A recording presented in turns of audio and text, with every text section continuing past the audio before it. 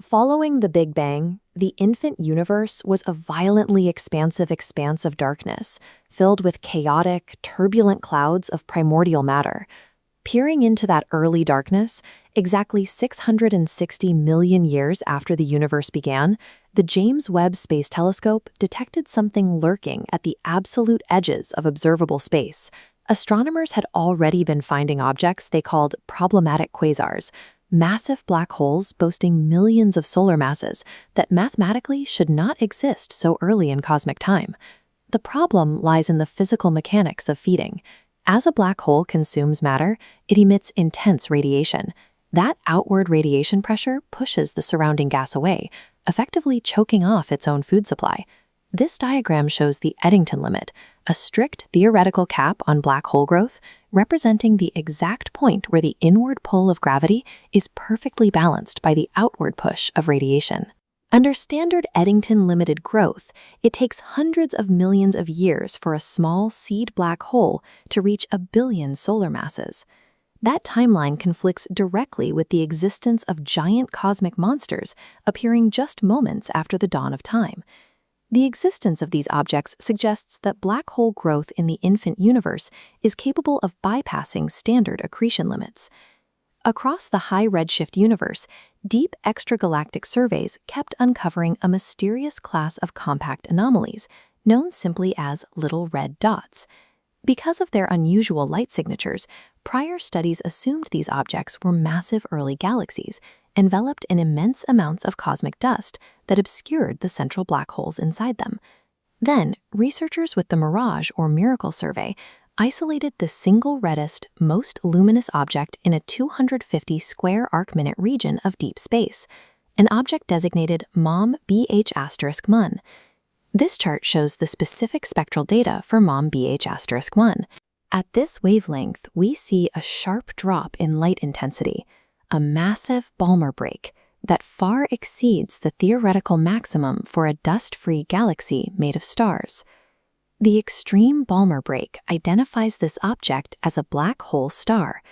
It's a specific state where a feeding black hole is buried within a massive gas cocoon, a configuration never empirically observed before this survey. At its core, MOM BH*1 holds a supermassive black hole, roughly 100,000 times the mass of our Sun, trapped deep inside a turbulent cocoon of highly compressed hydrogen gas. It is an unimaginably massive, dense storm of pure primordial gas, collapsing violently inward under extreme gravitational pressure.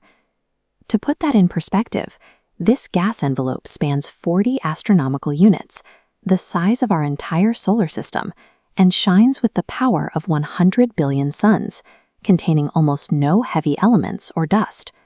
This diagram illustrates super Eddington accretion. A hyperdense gas cloud acts as a barrier, physically trapping the black hole's outward radiation. With radiation trapped, gravity overcomes the feedback loop, allowing matter to bypass physical limits and pour into the black hole at supra-exponential rates. MOM BH*1 is a brutal, high-pressure incubator that feeds its central seeds so aggressively it grows into a supermassive monster in a fraction of normal cosmic time.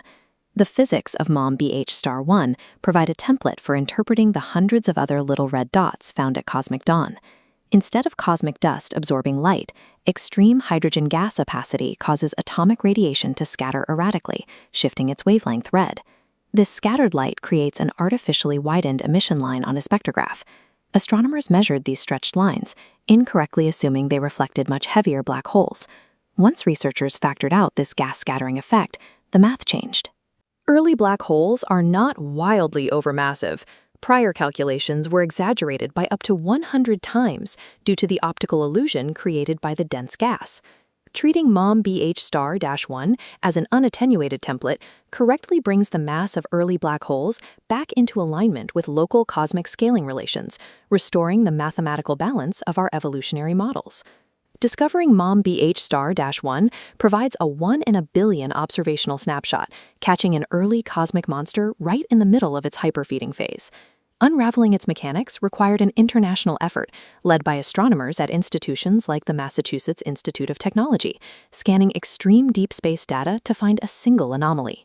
These early black hole stars govern exactly when galaxies are able to form and when their star production ceases, laying the gravitational groundwork for the birth of planets and the eventual rise of life. They operate as the anchors for the sprawling cosmic web, dictating the structure of matter as it emerges from the void. Uncovering this hyper-feeding phase reveals the mechanism that allowed the earliest black holes to assemble so much mass in such a short period of time.